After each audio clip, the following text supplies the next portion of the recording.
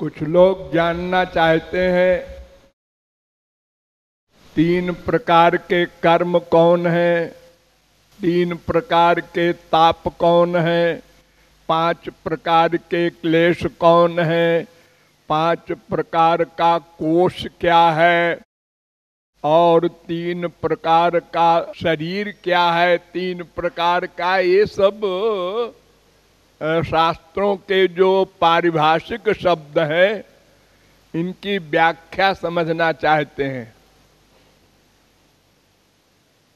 तो नोट करते जाएं, नहीं तो फिर अभी समझ लेंगे और फिर शाम को भूल जाएगा। 3 प्रकार का शरीर होता है। एक का नाम स्थूल शरीर, एक का नाम सूक्ष्म शरीर, एक का नाम कारण शरीर।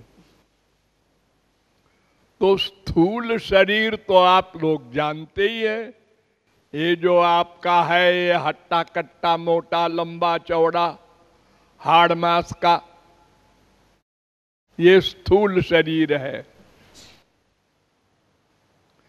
इसके मरने के बाद सूक्ष्म शरीर जीवात्मा के साथ जाता है। उस सूक्ष्म शरीर में 18 तत्व होते हैं। 5 ज्ञानेंद्रियां, ये आंख कान नाक रसना त्वचा। 5 कर्मेंद्रियां, ये हाथ पैर वगैरह। 5 प्राण, प्राण अपान व्यान समान उदान, ये हवा।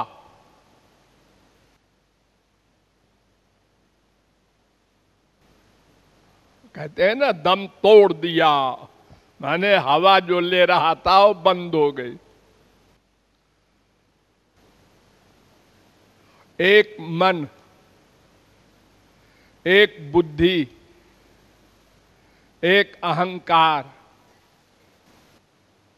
ये 18 तत्वों से, और जीवात्मा तो है ही है, इन 18 को लेके जीवात्मा इस शरीर को छोड़ता है।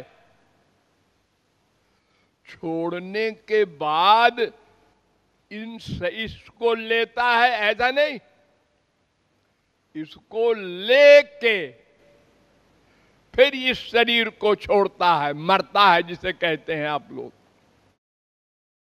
जैसे सांप होता है, वो कुछ दिनों बाद अपने ऊपर का चमड़ा छोड़ देता है, उसको केंचुल कहते हैं, आप लोगों ने देखा होगा। तो केंचुल तब छोड़ता है जब नीचे चमड़ा दूसरा आ जाता है, तब छोड़ता है। अगर दूसरा चमड़ा ना आवे और कोई केंचुल निकाले तो तमाम शरीर में घाव हो जाएगा। आप लोगों को फोड़ा ओड़ा होता है तो ऊपर का चमड़ा निकलता है ना, तो जब नीचे आ जाता है चमड़ा तब ऊपर का निकलता है। ऐसे ही जीवात्मा इन 18 तत्वों वाले शरीर को लेकर फिर इस शरीर को छोड़ता है। स यदा अस्मात् शरीरादुत्क्रामति सहैवैतैः सर्वैरुत्क्रामति गृहीत्वैतानि संयाति। गीता। तो ये 18 तत्वों का सूक्ष्म शरीर होता है। आप लोग सपना देखते हैं, हाँ, उसमें ये 18 काम करते रहते हैं, आप देखते भी हैं। सपने में सुनते भी हैं, सूंघते भी हैं, खाते पीते भी हैं, स्पर्श भी करते हैं, चलते भी हैं, दौड़ते भी हैं, पकड़ते भी हैं, सब काम करते हैं ना, जैसे जागृत अवस्था में करते हैं। इस स्थूल शरीर से ऐसे ही सपने में करते हैं। सपने में आप ये नहीं समझते मैं सपना देख रहा हूं। सपने में आप रियलाइज करते हैं ये फैक्ट देख रहा हूं। जब जागते हैं, अरे ये सपना था, तो अब समझ गए सूक्ष्म शरीर।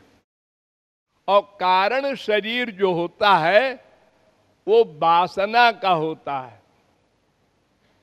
इच्छाएं हमारी जो है वो कारण शरीर कहलाती हैं। तो सूक्ष्म शरीर के साथ, और कारण भी रहता है उसके साथ,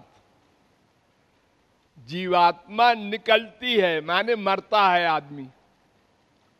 और जब महाप्रलय होता है तो सूक्ष्म शरीर भी नहीं होता, खाली कारण शरीर होता है, वासनात्मक शरीर भगवान के महोदर में पेंडिंग में पड़ा रहता है। मन कुछ नहीं होता।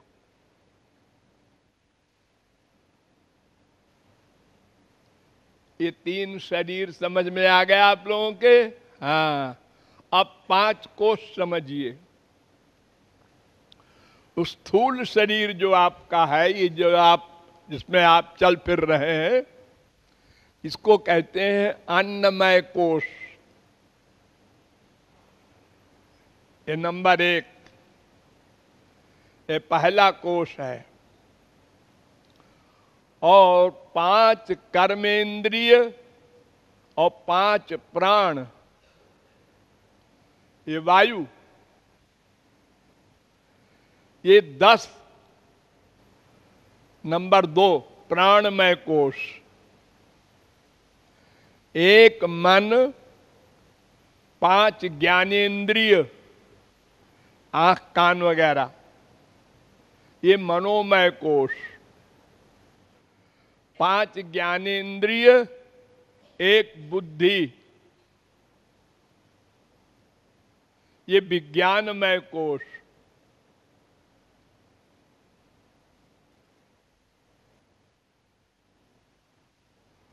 और कारण शरीर वासना वाला, ये आनंदमय कोष अंतिम। ये 5 कोष नष्ट होते हैं तब मुक्ति होती है। वो 3 शरीर नष्ट हो, 5 कोष नष्ट हो। अब 5 क्लेश समझिए। अविद्या, नंबर 2 अस्मिता,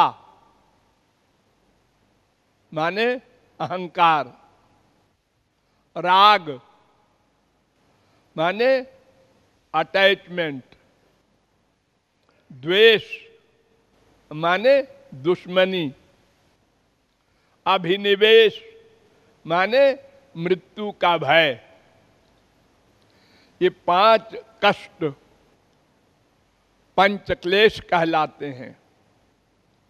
इन 5 से छुट्टी मिले तब जीव मुक्त हो। अब सुनिए 3 ताप।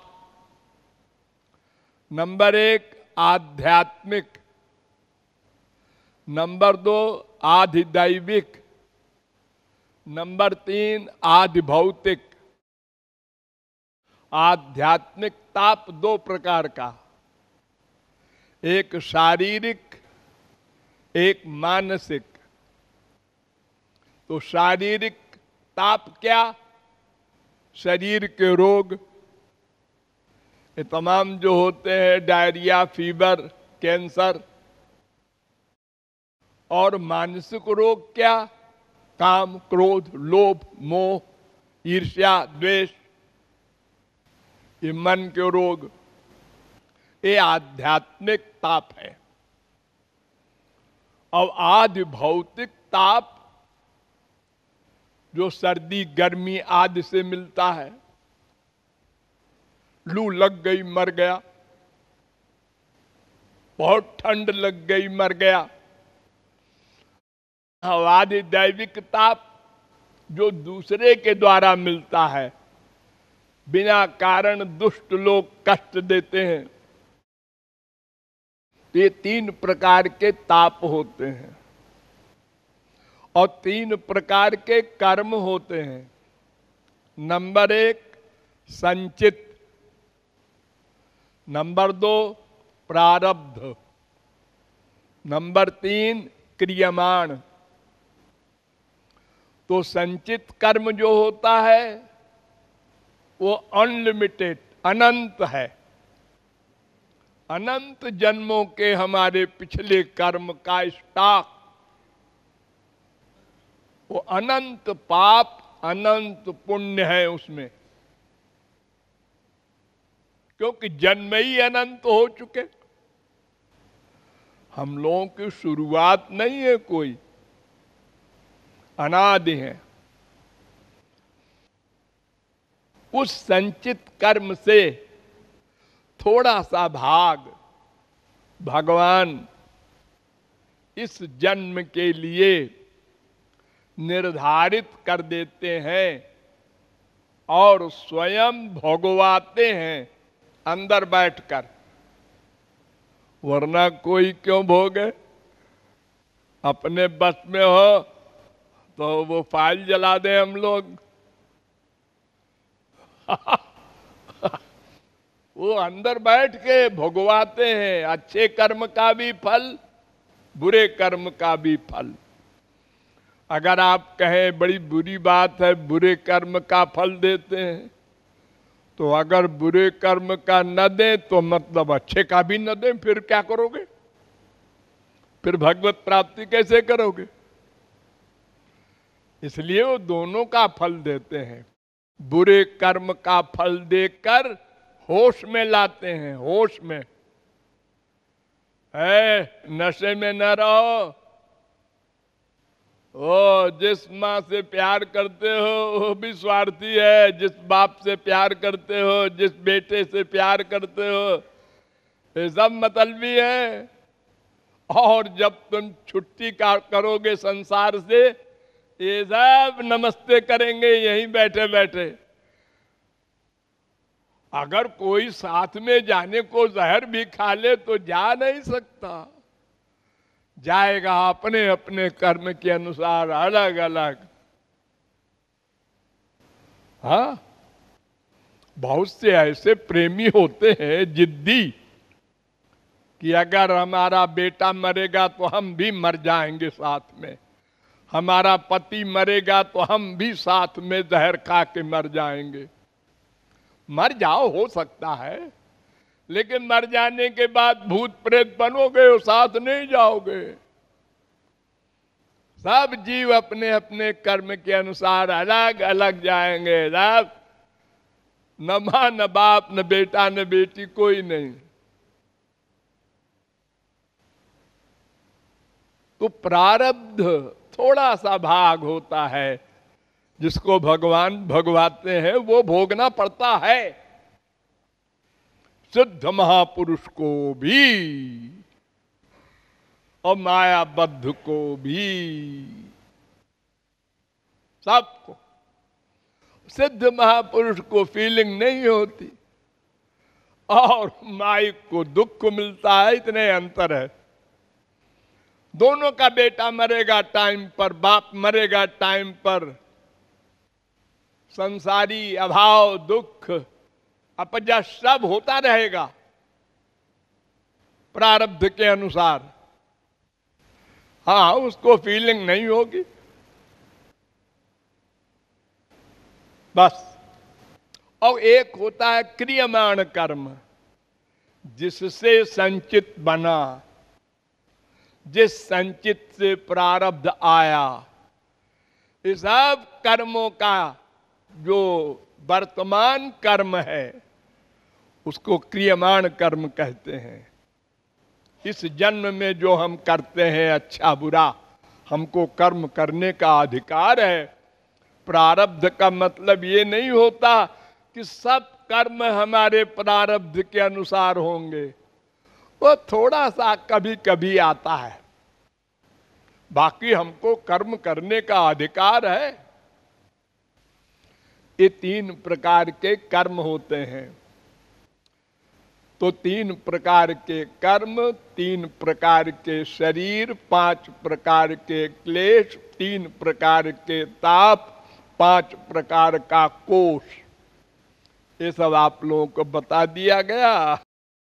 जयति गुरुवर, जयति गुरुवर, जयति गुरुवर प्यारे, जयति गुरुवर, जयति गुरुवर, जयति गुरुवर प्यारे, जयति गुरुवर प्यारे,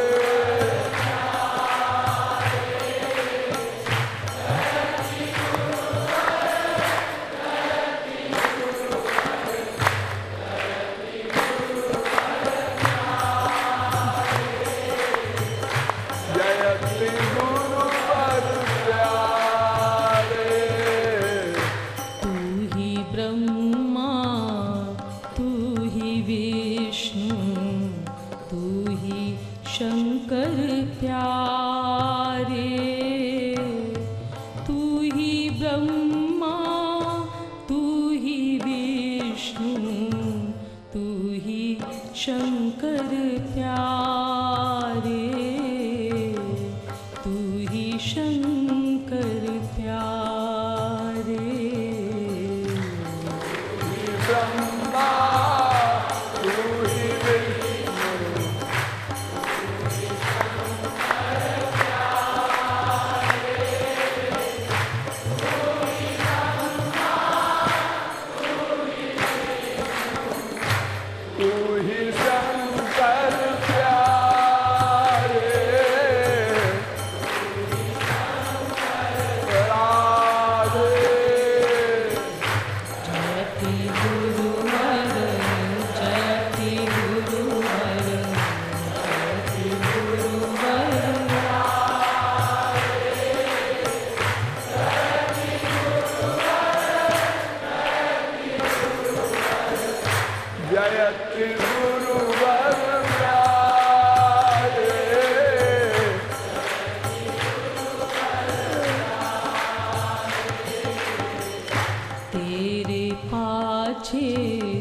चलत नटवर, तेरे पाछे चलत नटवर, चहत पदरज प्यारे, तेरे पाछे चलत नटवर, चहत पदरज प्यारे, चहत पदरज प्यारे।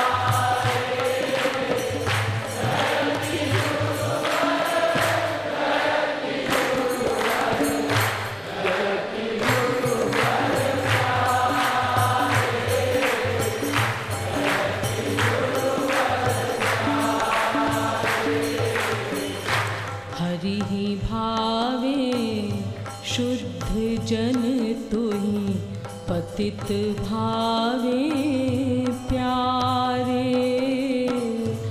हरि ही भावे शुद्ध जन